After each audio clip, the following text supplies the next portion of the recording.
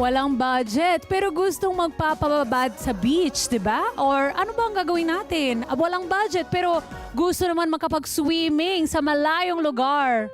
Ano ang gagawin natin pag walang budget? At para sa ilang maparaan Pinoy, katulad namin, inflatable pools po ang sagot nila dyan, di ba? Ayun, kasi ito naman sa atin, sa kada umaga, pag-uusapan naman natin kung ano yung mga dangers na meron kapag meron po tayo yung tubig sa inflated pool ng matagal-matagal na hindi naman pwedeng gamitin paulit-ulit, di ba? Na nilalagay natin dyan na hindi pinapalitan. Maari kasi ito makakapagbigay po sa ating ng sakit. Kaya naman, kasama po natin ngayon isang general physician para ipaliwanag po sa atin kung ano po ang dapat nating gawin. Kaya welcome back to the show, Doc Hannah Joy Banyares Lumiba. Thank you po, Miss Diana. Good morning po. At sa lahat po nating audience and viewers, good morning. Kala ko nga mag-swimming na tayo, Doc. Nandito na talaga yung inflatable pool natin. Kaso nga walang tubig. Tubig na lang. Maybe it's purples, di ba? Kasi pag-uusapan natin ngayon, anong mangyayari kapag yung tubig na stuck daw ng matagal. Kaya Doc, ang first question ko sa iyo, Okay. tuwing kailang ba dapat pinapalitan po natin yung tubig sa mga pool, sa mga resort muna? Okay. So this one, Miss Diana, I had to research kasi hindi naman ako resort owner. Tama. So, yun. So I found out na usually po, 2 times a year. So twice a year, nagpapalit ng water. Twice. Wait lang, yan yung ginagawa nila or yan yung dapat nila gawin? Both. Okay. Pero, Di ba dapat more?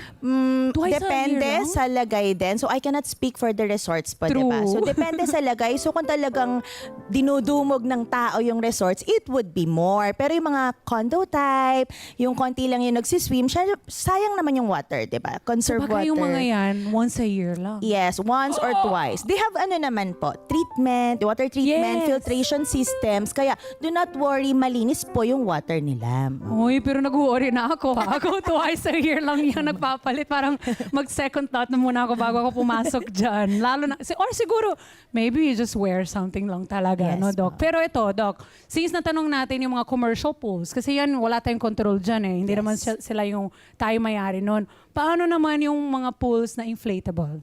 Okay, so usually, no, tayo, yung families, kahit ako, di ba, nag-inflatable pool, yung paggamit po is usually 1 to 2 days lang po dapat tumagal yung water. Kasi unlike sa resorts, no, or condos, kanya naglalagay sila ng chlorine. Okay, di ba tayo pag sa bahay, so tap water lang, True. hindi naman natin nilalagyan ng chlorine, medyo mas mabilis mag-ipon ng mga bacteria, parasites. So, pag halimbawa pa tumagal na, no, ika-5th day magsiswimming kayo, dapat nga hindi na umabot doon eh. I-drain na agad po yung water at linisan po, sabunan yung pool, inflatable Oh no. pool. Paano dumarami ang bacteria sa tubig sa isang pool?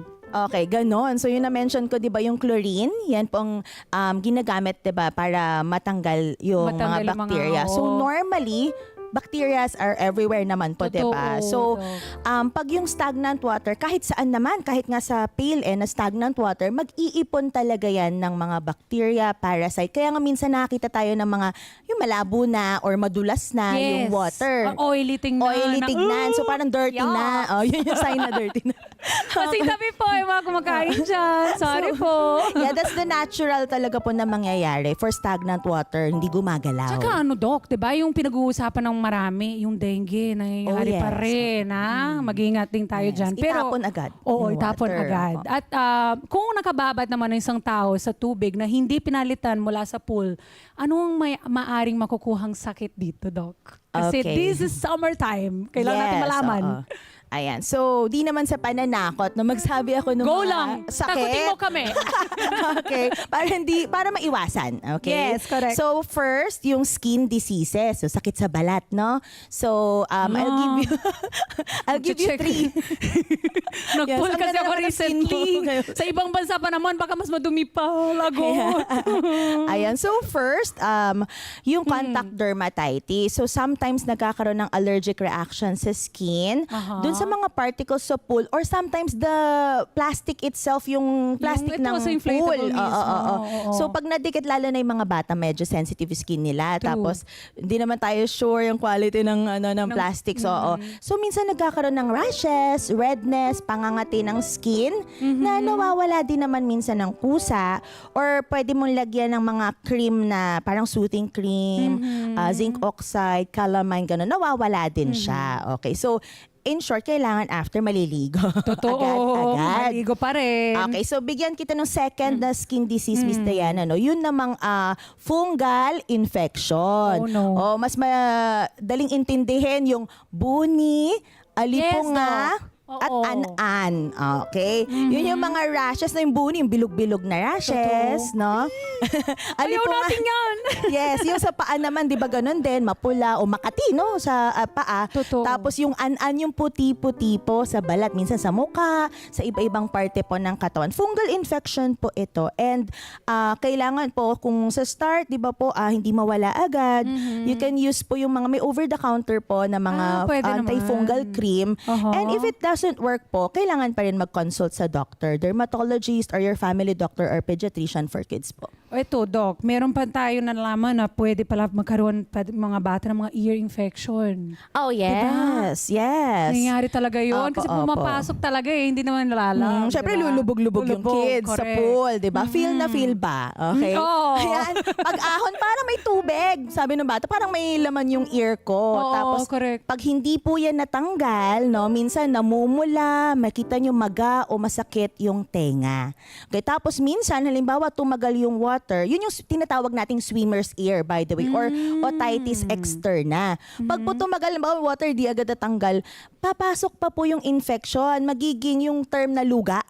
Ayan. So, otitis media naman po yun. And kailangan na po kumonsulta kung hindi po natatanggal dahil kailangan po mabigyan ng ear drop. So, from your ENT or family doctor or pediatrician. So, Doc, would you say na kapag nasa bakasyon po sila at yung bata ay may nararamdaman sa kanilang ear, kailangan kumonsul Yes, agad, i-check diba? agad para masilip ng doctor kung ayun, lumalaba, kung wala naman ba, okay pa yung ear or nagkaroon na agad ng infection. What about eye infection? Ayan, Kasi so dun tayo sometimes sa we eyes. open our eyes, di ba? Pag nasa tubig. Yes, hindi, di ba mahirap hindi yun. feel pag hindi ka nag-open ng eyes pag Oo, di ba? nag-swimming? It's not fun. Okay, so dako tayo sa mata. So, syempre, kung halimbawa, itong mga minamention ko, Miss Diana, usually, it comes from also other people na nasa pool. Syempre, kunyari, magkakapatid, magpipinsan, madami nasa pool, no? At merong galing sore eyes. Or Oh yung no! Nightmare!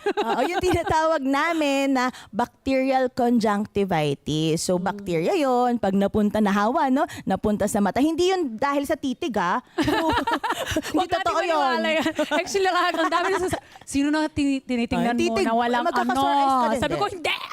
Hindi ganon. Usually po yan contact. So, yung sa water, di ba, nahawa kasi napunta din sa mata ng iba. So, pag ganon, mamumula, mangangati. Okay, Oo. yung mata, no? Minsan, nagmumuta pa pagkagising sa umaga. Kailangan ulit ipa-check up sa ating ophthalmologist or family doctor or pediatrician para ma-check kung papatakan po ba ng mga antibiotic na eye drops. Tama, kasi sometimes na-infect talaga yung mata. And then akala ng mga nanay, kahit ano po, pwede ilagay. No. Yes, Dapat yes, talaga yes. yung sakto na eye drops. Exactly. Ito pa, may naisip pa ako, Doc. Kasi minsan, ako, nagawa ko na to nung bata ako. Uminom ako ng tubig na sa pool na hindi mo you can't help yourself. Bata ka kasi, Yes, di ba? opo. Hindi na tayo makakaroon ng how do you say it? Gastrointestinal illness. disease. Okay. Correct. Well, kung konti lang yon, Miss Diana, part yan ng childhood, may nalunok. Sabi nga Okay. nila, di ba, makakaroon ka ng antibodies daw doon. Kasi naman. kumain ka ng madumi para may antibodies ka. Wait! wait lang. Paano kung halimbawa, 2 linggo, 1 linggo na yung tubig dyan, o 2 linggo, tapos nag-swimming, nakalunok, no? Lalo na yung mga bata, okay? Pwedeng may laman na mikrobyo. Halimbawa, Lagot. Giardia, amoeba, ganyan. So, kung narinig na po ninyo amoebiasis, no, yung infection po sa tiyan, kung saan nagkakaroon po ng loose bowel movement or diarrhea, bacteria. True. Yung kung sino po yung na-infect. At kailangan po talagang ipa-check up agad because you need to get tested, no? Fecalysis, ganyan. And the doctor would prescribe po kung anong antiparasitic or antibacterial na kailangan pag alam na po yung exact cause. I love that, to know that, Doc. Ito, kung ano ang age ang mga posibleng makakuha ng mga iba't ibang sakit mula sa mga madudumi na pool, is this prone sa lahat or sa mga bagets mostly? Okay. So, unahin natin, Miss Diana. Siyempre, kapag inflatable pool mula sa maliit hanggang sa lola-lola, pwede naman, di ba? True. Okay. pero, ayan. Okay. Pero may age group na medyo mas vulnerable. Tulad po ng mga bata, especially toddlers, no po, and Yes. infants, yung mga less than 1 year old. Kasi sensitive po yung skin nila, tsaka tiyan nila. So, konting bacteria lang, they would experience symptoms. Hindi tulad nating mga adults, di ba? Matitibay tayo, kahit magbabad ka dyan 1 to 2 True. hours, walang mangyayari.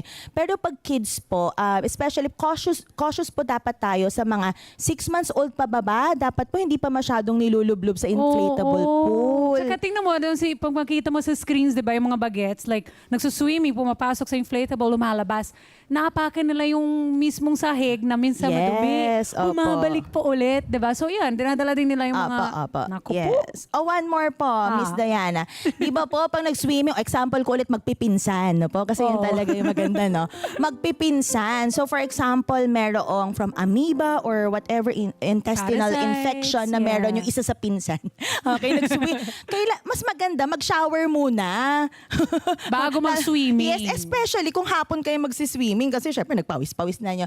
At saka yung sa may butt area din ng mga kids, O, diba? yung mga bata, minsan di makontrol, Sorry, nagdudumi sa loob. Yes. Kasi totoo naman Yes, po, yes wala po, silang, oo. kasi bagets di ba, wala pa naman silang control. I mean, tayo nga Yes. nung nasa bed, di ba, there was a time na bagets pa tayo. Pag gising mo, basa mo! Yes. Nag-nightmare ako, nasa CR ako, pero dito na talaga lumabas. Opo. Oh, paano yun? Yes. Pero Miss Diana, uso na ngayon yung diaper na pwedeng pang swim. For talaga? babies. Opo, meron na pong mga ganun ngayon. So para silang may water repellent property siya. see. Para kahit papaano kung may nangyaring accident po sa loob ng pool, ay hindi naman po Di ba makuha ng lalabas? ibang kids. Oo. Opo. Kaya ito, Doc, ano ang dapat gawin para maiwasan ang pagkakaroon ng sakit sa pagsuswimming sa ating mga love natin na mga swimming pool, lalo yung mga inflatable na very accessible sa lahat?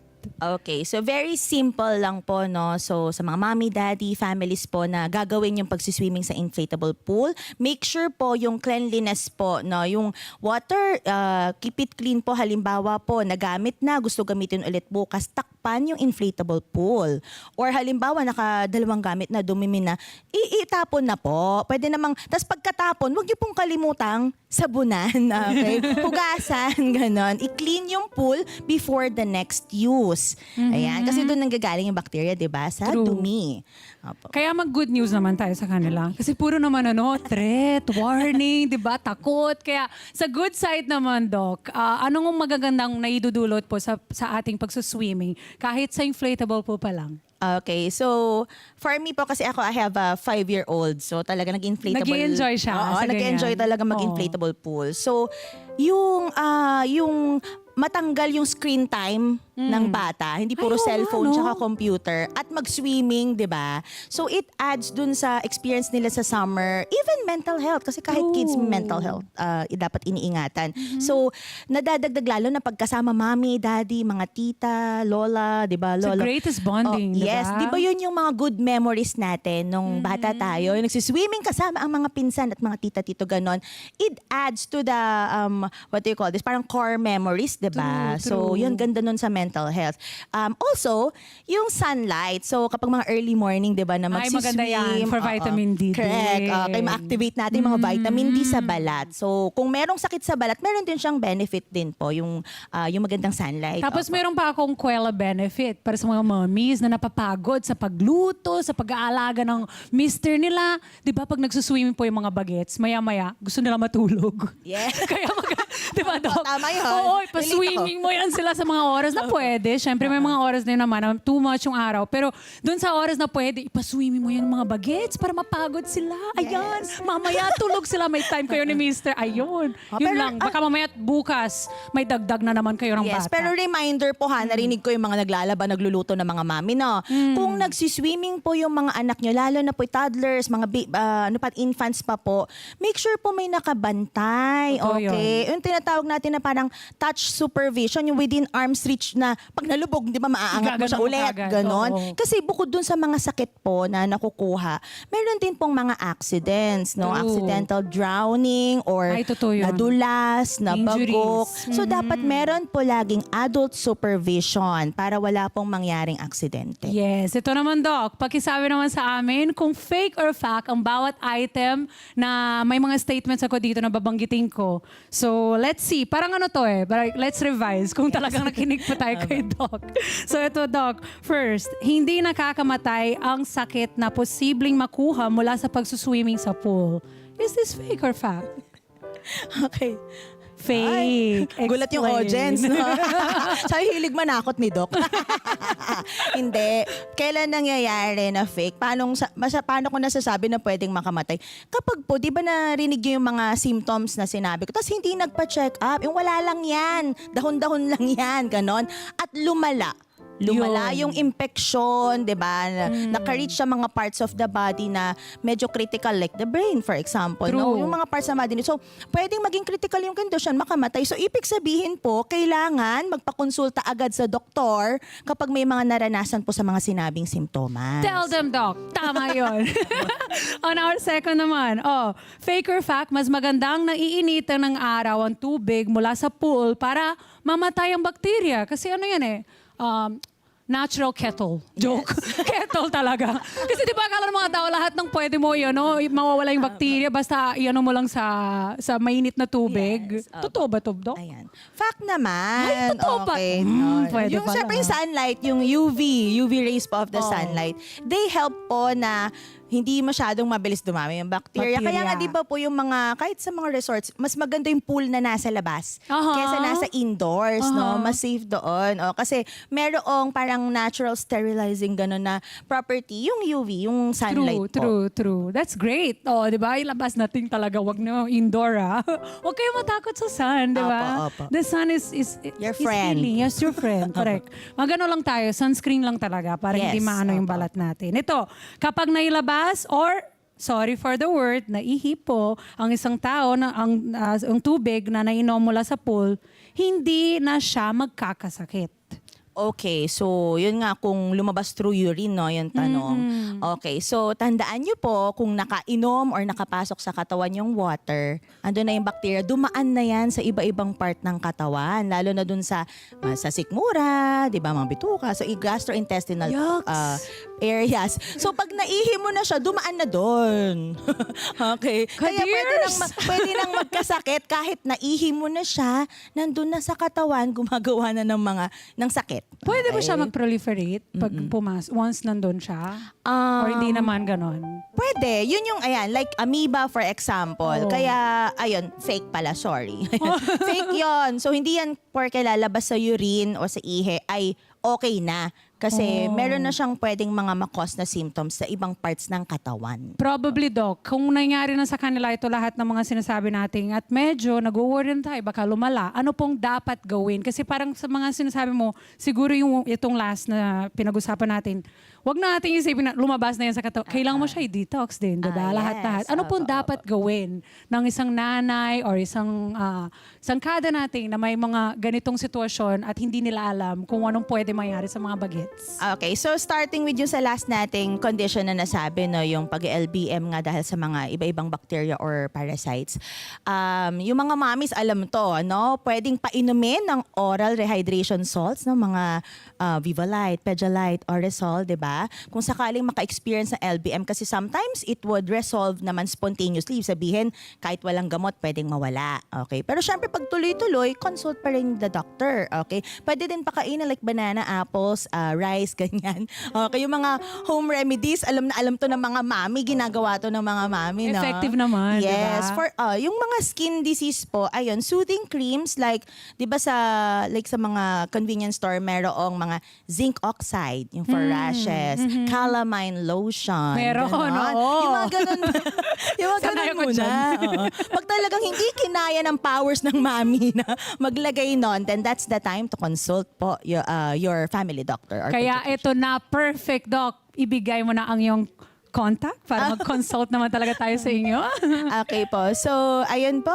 I have a clinic po, HB Lumibaw Medical Clinic in Palmera, Camarin, Caloocan. So, both for children and adults, pwede pong magpakonsulta. Mag-message po kayo sa aming Facebook page, yung pangalan po mismo ng clinic, and we'll answer po at I'll see you there po. Yan, nasa yung mga screens mga kada, yung contact ni Doc. At Doc, maraming pong salamat. Thank you din po, Miss Diana. It's so good to talk to you kasi very thorough talaga. Tsaka ang galing ni Doc, di ba? Kahit tinatakot niya tayo, palakpakan natin si Doc. Thank you po. Kahit tinatakot niya tayo, at least Pero masaya. kailangan. Oo, Doc, alam mo, kailangan talaga. Share ko lang bago tayo mag-close.